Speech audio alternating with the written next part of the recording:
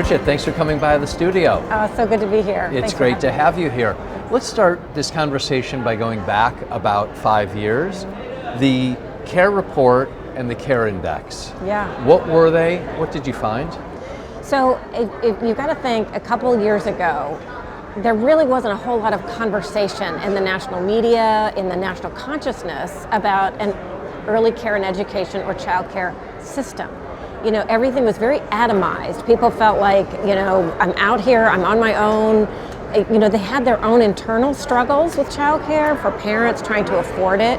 And there really wasn't much of an understanding why it was so expensive. I mean, I would hear things, I'm a reporter, and so I would hear things like, I'm sure that the owner of my child care center, they must own a private jet because they charge so much.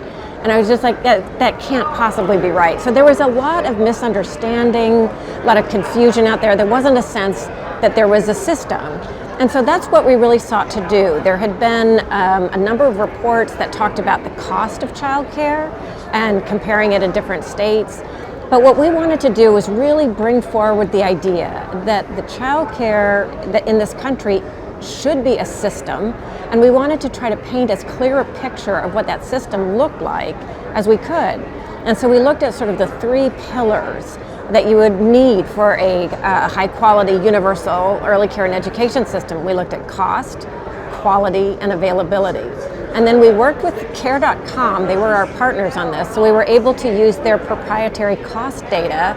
And in that way, we were also able to capture not just child care centers, but also family homes and also nannies and in-home care. You know, because we do have a variety of different kinds of care, as you know, and in our sort of patchwork system. And then we came up with metrics, you know, and certainly not perfect, because one of the big findings is we don't have a lot of really great data. So with that caveat, based on what we knew, we came up with metrics to measure those cost, quality, and availability in all 50 states. And then we wanted to rank them, but honestly, with such little data, we ended up coming up with another framework, which is we grouped them into quartiles. You know, so you could say these are the best states, these are sort of the second best, these are not doing so great. And what we found, I think the big takeaway, is we were really able to paint this large picture and show that nobody's doing it well. Not one single state did cost, quality, and availability well.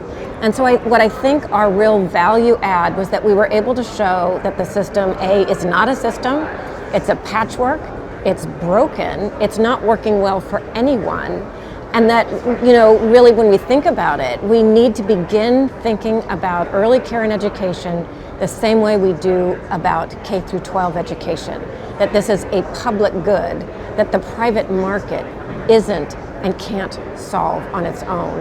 And the reason why it's so expensive, it's not because childcare providers have private jets, it's because it takes a lot of people to do well, so that the labor costs are high.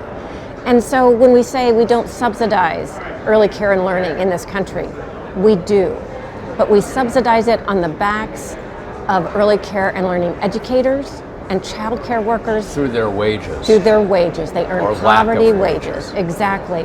And so I think that was the other big thing that we were able to do, is just really put it out there in a very comprehensive way, using data and story, video storytelling, narrative storytelling. All the tools, and really begin to help people see it's not working for anyone, you're not alone, and we need to work together to make it work better. So you pulled together this data, you told the stories, you showed the stories. What was the reaction? Well, you know, initially, it was amazing. It just got picked up. We got a lot of press wrote about it. It really had a resounding impact at the time, which is great. You know, what have we learned over time, though? Yeah, that was my next question. I mean, I think that's really, so how have we acted upon it? I would argue we really haven't. And I think that's the next challenge. Now that and I think through COVID, if you didn't know it was a broken system before, you do now. And there's a growing chorus of voices from business leaders, policymakers, certainly within the early care and education system, that are all saying this is unsustainable. And the people who are everybody's hurting from it, from children and families, but also businesses. Yes. It's incredibly disruptive, and so we need to solve this together. So I don't mean this as naively as it sounds. What's the problem? I mean, you are describing something that we all recognize. I think we all care about. I think everyone wants children to do better. I mean, I really do believe that. It's super naive, but where are the barriers? What are the obstacles? Yeah, it's not super naive. Listen, if it were, we'd know the answer, and we'd be able to move across the finish line to really get what we need. What it really is, again, comes down to mindset, really understanding that 0 to 5, we need to think about it like K to 12. And so what I always say... People kind of write it off, is that what you find? Yeah, they think about it as like, oh, it's just babysitting.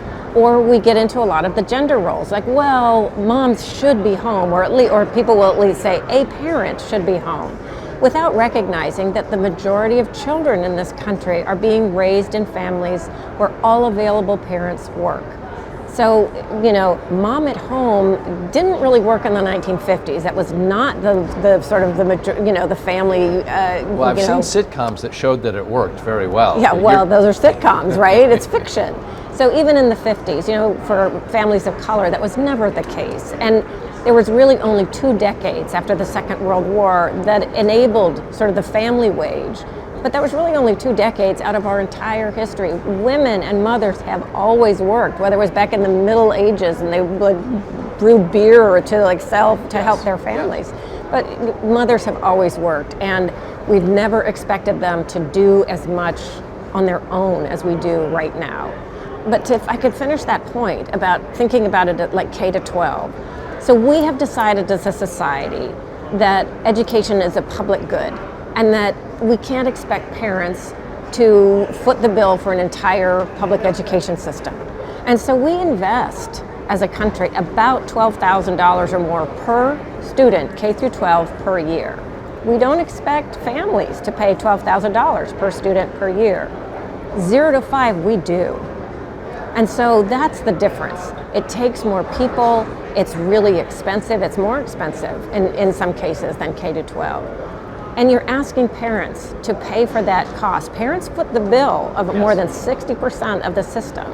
That's what people don't really understand. Businesses pay between 1% and 4%, depending upon which study you look at. And they're the ones that benefit from it. Government pays about 40% through the subsidies for the very poor, and that only covers 1 in 6 eligible children. So it's not working. And when you look at what needs to happen, we need an awful lot more public investment, thinking about it like it's a public good, like public education. When you compare the United States with our OECD peers or other peer competitive countries, we are at the bottom in terms of what we invest in early care and education, and that's what needs to change. You know the old line, of course, never waste a good crisis. Right. Is COVID-19 potentially the crisis that we won't waste? I really hope that's true. I really do.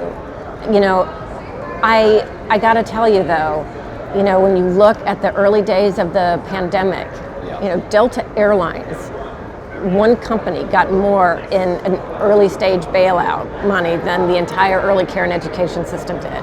Now, there were other investments, and that's a really good thing. It's a start. But what then began to happen, you started to see it very early on. Businesses would say, everybody back in the office, we're going to get back to normal, so to speak.